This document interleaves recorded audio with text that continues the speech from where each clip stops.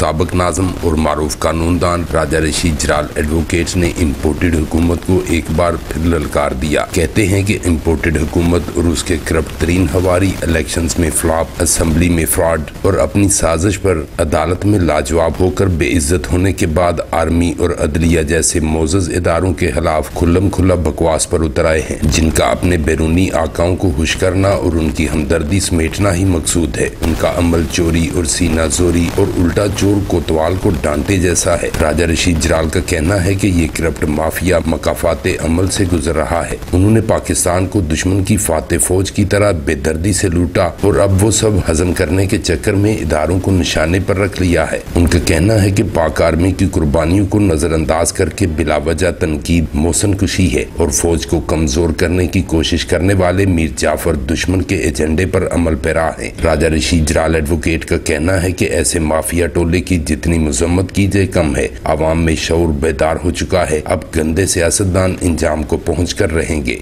Prince Shahid भुट्टा, BB1 news, Jalalpur जट्टा।